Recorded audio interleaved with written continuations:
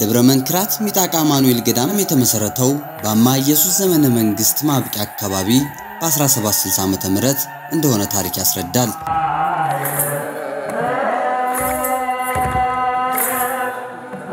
ገዳሙ በመጀመሪያ የመሰረቱት መባጽዮን የሚባሉ አባት ሲሆኑ አካባቢውና ቤተክርስቲያኑ ከፍተኛ ዕውቅና ያገኘው በደጉና ሩሩ የሸዋው ንጉስ ሳህለ ሥላሴ ዘመነ መንግስት ነው።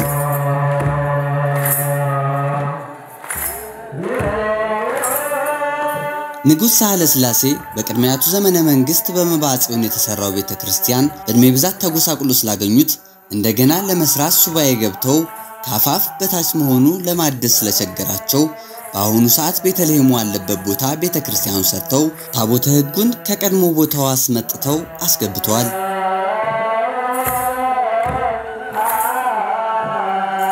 በኋላም ንጉስ ሳህለ ሥላሴ ያሰሩት ቤተክርስቲያን በእድሜ ብዛት በማርጀቱ በአዲስ እንዲሰራ ወይዘሮ ወሰንየለሽ የተባሉ ግለሰብ በንግስት ዘውዲቱ ዘመን በ1913 ዓመተ ምህረት የህንጻ ቤተክርስቲያኑ እንዳሰሩት ታሪኮች ይናገራሉ።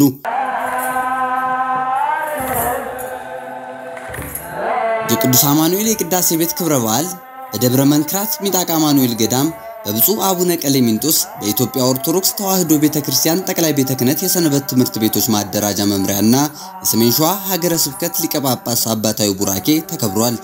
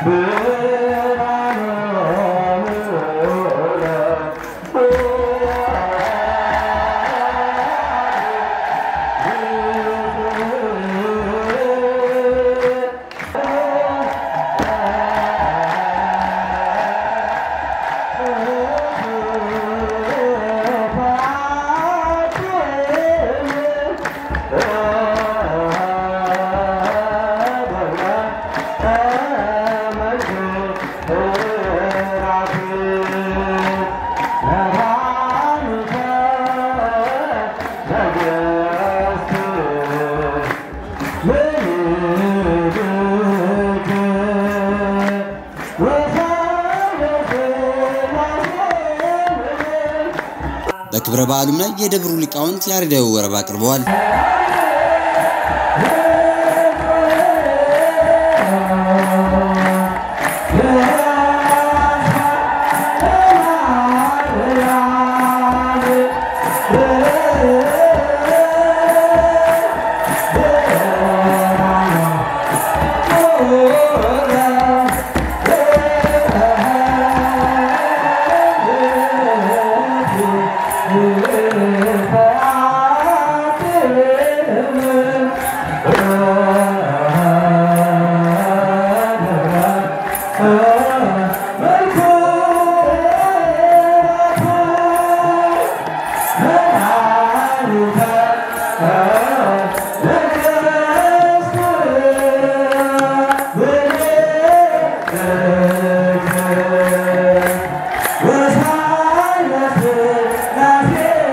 በእለቱም የሰሜን ሸዋ ሀገረ ስብከት ዋና ስራ አስኪያጅ ክቡር መጋቢ ሐዲስ ነቃ ጥበብ አባቡ ወላጅ አልባ ልጅ ትሆኑ ዘንድ አልተዋችሁም በሚል ኃይለ ቃል ትምህርት ወንጌል ሰጥተዋል። ያድገክሙ ከመተኮኑ ጓልማውታ የሙት ልጅ ትሆኑ ዘንድ ወላጅ አልባ ትሆኑ ዘንድ ወላጅ እንደሌላቸው ልጆች ትሆኑ ዘንድ አልተዋችሁም ይላል እግዚአብሔር ቃል። ቅዱስ አማኑኤል ልባችሁ አይደንግጥ ብሎ እንደተናገረና በዚህ መከራና ችግር በበዛበት ዓለም ስትኖሩ በእግዚአብሔር መኑ እንዳላቸውም አስተምረዋል። አባታችን ቅዱስ አማኑኤል የሰላም አምላክ የሰላም ጌታ የሰላም መምህር ልባችሁ አይደንግጥ ይለናል። የሚያስደነግጠን በስተዋላ በዓለም ያሉት ነገሮች ሁሉ አስደንጋጮች ናቸው። ጆሮን ጭው የሚያደርጉ ናቸው። ሰላምን የሚነሱ ናቸው። ፍቅርን የሚነሱ ናቸው። አንድነትን የሚነሱ ናቸው። ታዲያ በዚህ ጭንቀትና መከራ በበዛባት ዓለም ውስጥ ስትኖሩ በዚህ ግፍና መከራ በሚፈራረቅባት ዓለም ውስጥ ስትኖሩ ልባችሁ አይደንግጥ፣ ልባችሁ አይሸበር፣ ልባችሁ አይጨነቅ፣ ልባችሁ አይደንግጥ። በእግዚአብሔር መኑ። ጭንቀትን በሚያስወግደው በእግዚአብሔር፣ መከራን በሚያሳልፈው በእግዚአብሔር፣ ታሪክን በሚቀይረው በእግዚአብሔር መኑ። በእኔም ደግሞ በእግዚአብሔር ወልድ በቅዱስ አማኑኤል በመድኃኔ ዓለም እመኑ ይለናል እግዚአብሔር ልጆች። በኔ መኑ። ያን ጊዜ ጭንቀታችሁ ይጎላል፣ መከራችሁ ይጎላል። የማያልፍ የሚመስለው ነገር ያልፍላችኋል። የመከራው ሌሊት ያጥራል፣ የጨለማው ሌሊት ያጥራል። ልባችሁ አይደንግጥ፣ ልባችሁ አይታወክ። በእግዚአብሔር እመኑ፣ በኔም እመኑ። ሰላሜን እሰጣችኋለሁ፣ እኔ የምሰጣችሁ ሰላም ዓለም እንደሚሰጣችሁ ሰላም አይደለም። እውነተኛ ሰላም ከክርስቶስ እንደሚገኝም ተናግረዋል። ሰላም አሐድግ ለክሙ ወሰላም ዚአየ እሁበክሙ። ሰላሜን እተውላችኋለሁ፣ ሰላሜን እሰጣችኋለሁ። እኔ የምሰጣችሁ ሰላም ዓለም እንደሚሰጣችሁ ያለ ሰላም አይደለም። ልባችሁ አይፍራ አይታወክ ይለናል ቅዱስ አማኑኤል በቃሉ። ስለ ቃሉ ክብርና ምስጋና ይግባው የእግዚአብሔር ልጆች። ዓለም ሰላም ለመስጠት ብዙ ጊዜ ስብሰባ ተቀመጠ። በዓለም ሰላምን ለማውረድ በተለያዩ ክፍለ ዓለማት የሰላም አጀንዳ ቀርጾ ስለ ሰላም የሚሆነውን ነገር ሁሉ ሲያወራ በአጀንዳ ሲያረቅ ሰምተናል።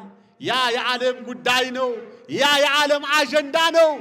አምላካችን ቅዱስ አማኑኤል ግን የሚለን ይሄን አይደለም። ዓለም የሚሰጣችሁን ሰላም አይደለም።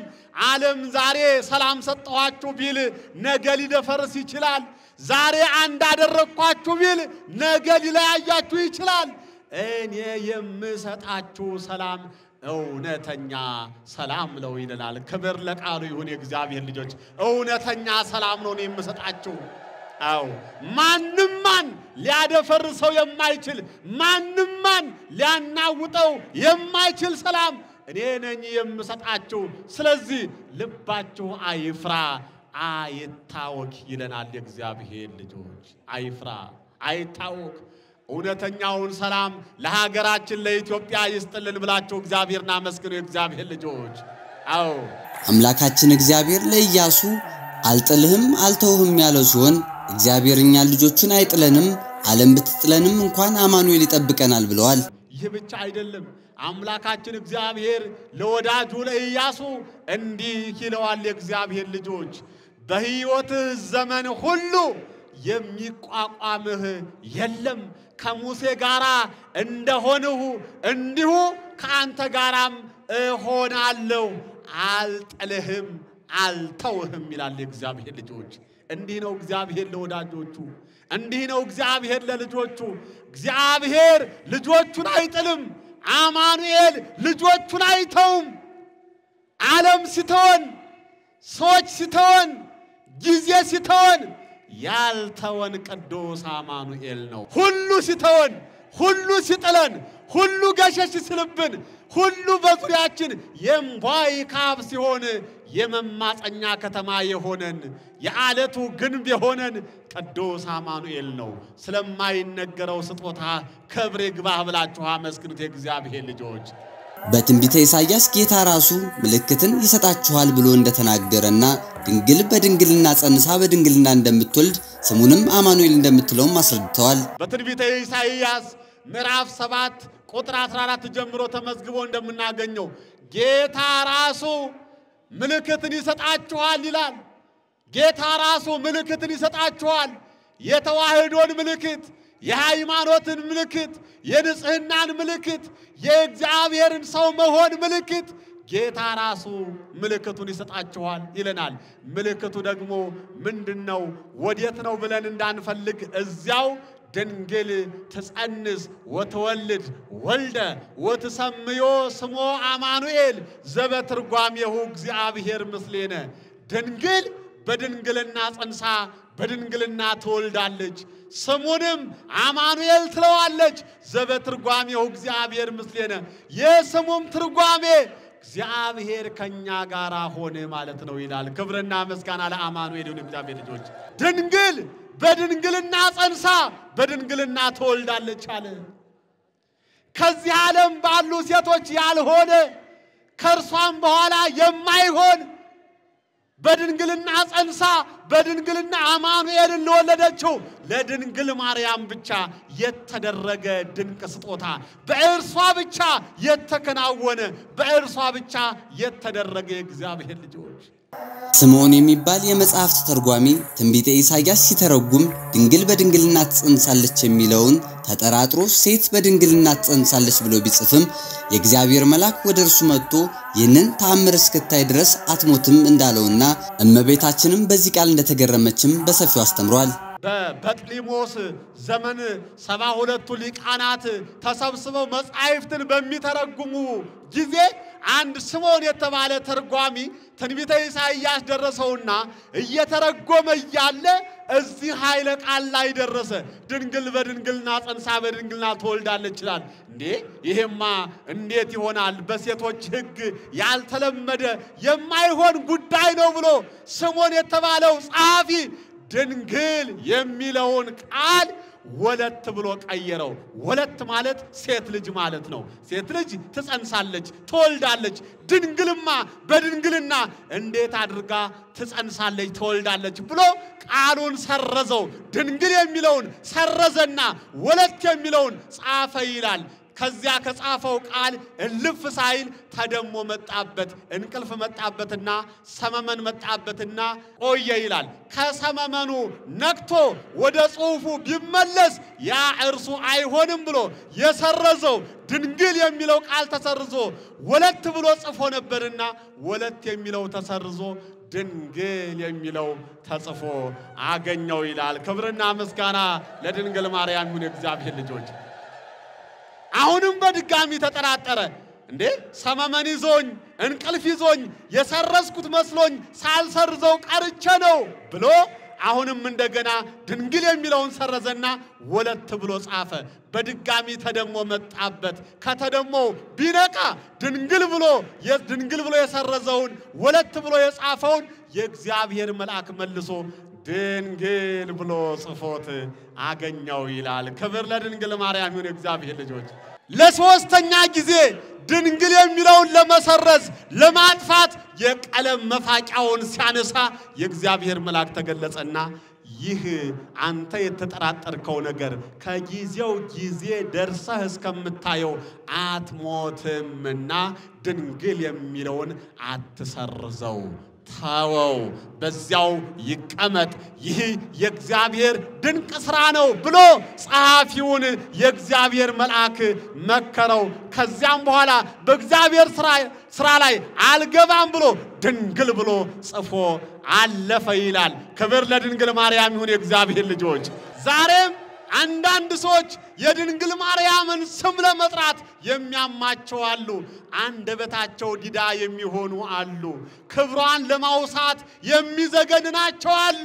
ወዳጆቼ ይህ ለድንግል ማርያም እንግዳ አይደለም። እግዚአብሔርን የሚወዱ ድንግል ማርያምን ይወዳሉ።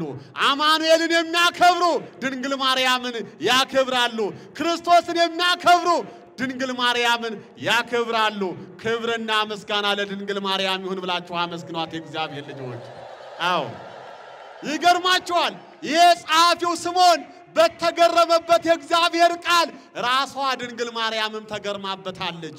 ከለታት አንድ ቀን ትንቢተ ኢሳይያስን ስታነብ ይሄንን ቃል አገኘችው ድንግል በድንግልና ጸንሳ በድንግልና ተወልዳለች የሚለውን ቃል አነበበች ታዲያ ያን ጊዜ እኔ በሆንኩ አላለችም ከዚህችስ የተቀደሰች ሴት ከጊዜዋ ከዘመኗ ደርሼ ውሃ ቀድቼ እንጨት ሰብሬ መሶበ ወርቅ ሰፍቼ ባገለገልኳት አለች እመቤታችን ድንግል ማርያም ግን እኮ የዚህ ጸጋ ባለቤት ራሷ ድንግል ማርያም ነበረች ክብርና ምስጋና ይድረሳት ራሷ ድንግል ማርያም ነበረች የዚህ ጸጋ ባለቤት የዚህ ክብር ባለቤት ቅዱስ አማኑኤልን ከእርሱ ጋር የሆነለት እርሱንም የያዘ ክፉን ሞትን እንደማይፈራ ሁሉ ነብዩ ቅዱስ ዳዊት አንተ ከኔ ጋር ነህና ክፉን አልፈራም እንዳለ ተናግረው ገዳሙም ጥንታዊና ታሪካዊ የበረከት ቦታ ነው ብለዋል አማኑኤል ከእርሱ ጋር የሆነለት አማኑኤል አባቱ የሆነለት አማኑኤል አምላኩ የሆነለት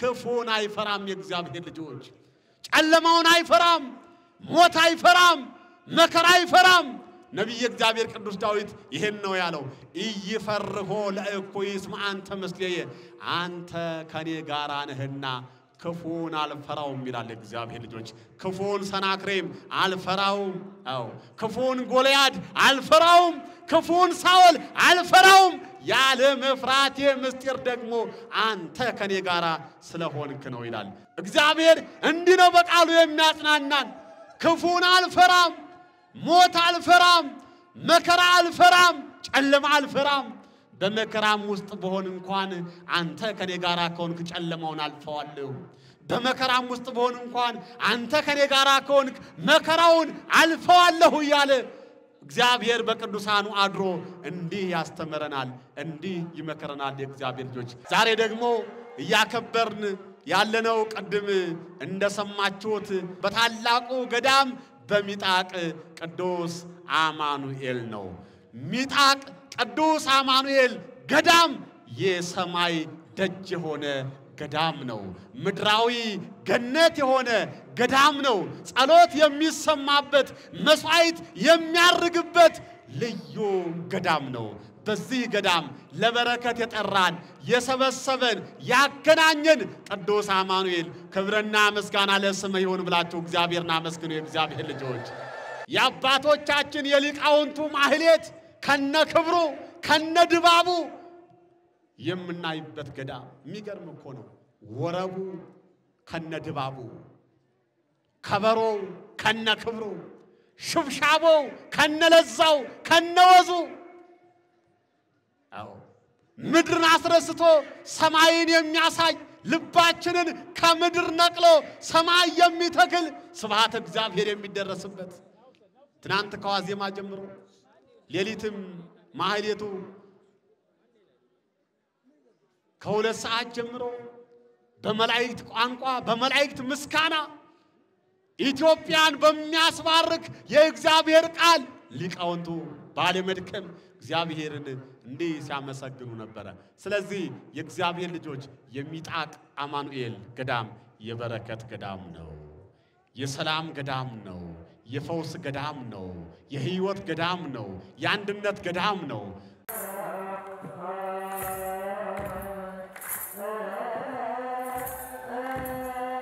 ብፁዕነታቸው ባስተላለፉት መልእክት ይህ ቦታ ቅዱስና የተባረከ ጥንታዊ ቦታ የሰው ልጅ ከእግዚአብሔር ጋር የሚገናኝበት ስፍራ ነው መድኃኒታችን ኢየሱስ ክርስቶስም አንኳኩ ይከፈትላችኋል ፈልጉ ታገኛላችሁ ለምኑ ይሰጣችኋል እንደተባለ ጸሎት ወደ እግዚአብሔር የምንገናኝበት ነው የሰው ልጅ በጸሎት ወደ እግዚአብሔር ከለመነ ሁሉንም ከክርስቶስ ያገኛል ብለዋል ያው የበረከት ቦታ ነው ቀደም ታሪኩም ሲነገር እንደነበረው ሰዎች ከእግዚአብሔር ጋር የሚያደርጉት ግንኙነት ከእግዚአብሔር ጋር የሚያደርጉበት ግንኙነት እግዚአብሔርና ሰዎችና እግዚአብሔር በምስጢር የሚነጋገሩበት እግዚአብሔር ለሰው ልጆች መሻታቸውን የሚሰጥበት ቅዱስ ቦታ ነው ቀደም እንደተባለው ማለት ነው እና ጌታችን አምላካችን መድኃኒታችን ኢየሱስ ክርስቶስ ህሱ ይላል ህሱ ወተረክቡ ይላል ሰአሉ የተሃበክሙ ወርጉዱ ይትራሃወክሙ ይላል ሹ ይላል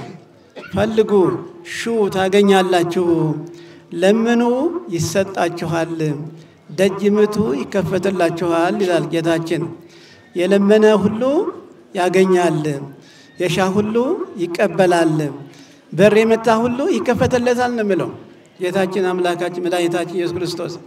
የዚህ ቦታ ከምንሻቸው ነገሮች ሁሉ ትልቁ በር መክፈቻው አንቀጽ በር የምንለው በጸሎት ነው። ይሄ ቦታ በጸሎት ኃይል ነው ያለው ማለት ነው። በጸሎት ኃይል እዚህ ያለው ጸሎት ለዓለም ሁሉ ነው።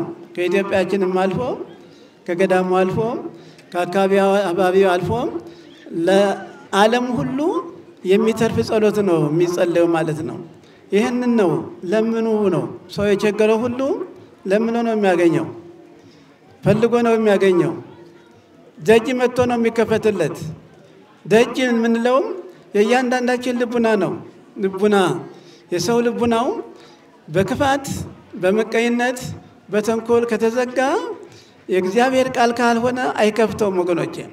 በእግዚአብሔር ቃል ነው የሚከፈተው። የእግዚአብሔር ቃል ሕይወት ነው። የእግዚአብሔር ቃል በረከት ነው።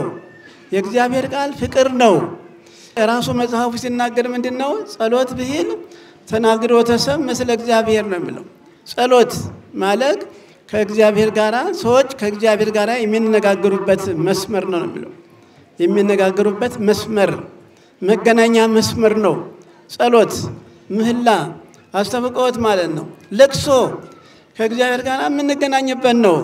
ገዳሙ እንዴት እንደተሰራ ተናግሮ አባቶቻችን ለልጆቻቸው የሚጠቅም ታሪክ፣ ቅርስ፣ መልካም ነገርን አድርገው ነው ያለፉት። ስለዚህ ይህንን ታሪክና መልካም ነገር ይዘን ማስቀጠል ይገባልን ብለዋል። ነገስታቱ፣ መኳንንቱ፣ ልዕልታቱ ማለት ነው የቤተክርስቲያን የመጀመሪያው መሪ ሰሪ ማለት ነው። የቤተክርስቲያን አማሃየስ ታቸው አሻው ላይ ታቸው አሻው ከዛ ደግሞ ሌላው ንጉስ ማለት ነው። ሌላ መሪ ከፍ አድርጎ ደግሞ ሳህለ ሥላሴ ከዚህ በጀርባ በኩል ሰሩት። ይሄን ደግሞ ወይዘሮ ሰኔለሽ የንጉስ ወልደ ጊዮርጊስ ልጅ ይሄን ቤተክርስቲያን ሰሩት። መልከቱት እንግዲህ ህይወት መቀባበል ማለት ነው። በረከት መቀባበል፣ ፍቅር መቀባበል፣ ታሪክ መቀባበል ማለት ነው ወገኖቼ። አባቶቻችን እንዲህ ያለ ይሰሩ ነው የሚያስረክቡን። አባቶቻችን ለልጆቻቸው የሚጠቅም ነገር ነው የሚያስቀምጡት፣ የሚጎዳ አይደለም። ልጆች የሚጎዱበት ነገር ያስቀምጡም፣ ታሪክ ያስቀምጡም። አባቶቻችን እናቶቻችን ለልጆቻቸው የሚጠቅም ነገር ነው። በረከት የሚያገኙበትን፣ ሰላም የሚያገኙበትን፣ ከእግዚአብሔር ጋር የሚታረቁበትን መንገድ ነው የሚያመቻቹት አባቶቻችን ማለት ነው። ነብየ እግዚአብሔር ዳዊት ኢትዮጵያ እጆቿን ወደ እግዚአብሔር ትዘረጋለች እንዳለ ሁሉ ሰው ወደ ሰው ሳይሆን ወደ እግዚአብሔር እጆቹን ቢዘረጋ ወደ ፈጣሪው ቢጸልይ የራቀው ይቀርባል፣ የሻከረው ይለሰልሳል፣ ሰውም ካለበት ችግር ከጥፋት ይወጣል ብለዋል። ነብየ እግዚአብሔር ዳዊት ኢትዮጵያ ይላል እጆቿን ወደ ትዘረጋለች አለ። ወደ እግዚአብሔር ወደ ላይ እጆቿን ትዘረጋለች አለ። ሰው ችግሩ የተቸገረን ያለ ነው። ሰዎች ወደ ሰዎች እጃቸውን እየዘረጉ ሆኖ ነው ወገኖች። ወደ እግዚአብሔር ብንዘረጋ የከበደን ነገር ይቀልናል፣ የጠፋው ነገር ይገኛል፣ የተዛባው ይስተካከላል፣ የሻከረው ይለሰልሳል ወገኖች። ስለዚህ ሰው እግዚአብሔር ያየኛል፣ እግዚአብሔር ከኔ ጋር ነው ብሎ ኃጢአትን ላለመስራት ቃል ቢገባ እግዚአብሔር ከኛ ጋር ነው ያለው ወገኖች። አባቶቻችሁን በእምነት በፍቅር በትዕግስት ምሰሏቸው። ችግርና መከራን ፈተናን ታግሰን ማለፍ ይጠበቅብናል። እንደ አባቶቻችን ታማኝና ቅን መሆን ይገባልም ብለዋል። ተመሰልወሙ ለአበው በአሚን ወበትዕግስት ለወላው ረሱ ተስፋሁም ይላል። አባቶቻችሁን ምሰሏቸው ይላል። በእምነት በትዕግስት ተስፋቸውን ያገኙትን አበውን ምሰሏቸው ይላል። እምነት ያለው ትዕግስት አለው። እምነት ያለው ፍቅር አለው። ፍቅር ያለው ትዕግስት አለው። ታገሳ ለማት ወደረት አስተፈሳከ ይላል። ችግርን፣ ማዕትን፣ ውጣ ውረድን፣ መከራን፣ ፈተናን ታገሳት ነው የሚለው። ኋላ ግን ታስደስታለህ ነው። ዳገስ እንወጣ ሁላችንም ዳገስ እንወጣ እኮ ጉልበታችን ይረዳል፣ ይንቀጠቀጣል።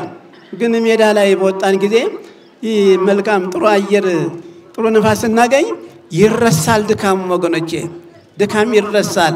ስለዚህ በእምነት የእምነት ሰዎች በእምነት ሕግና ሥርዓት ሲመሩ ፈጣሪ ይታርቃል፣ ፈጣሪ ይቅር ይላል። ያየነውን የነበረውን ፈከራ ያሰብነውን የደረሰበት ሁሉ እንዘነጋውና በአዲስ ሕይወት መራመድ መኖር እንችላለን ወገኖቼ። ስለዚህ እንደ አባቶቻችን እንደ እናቶቻችን መኖር መልካም ነው ወገኖቼ።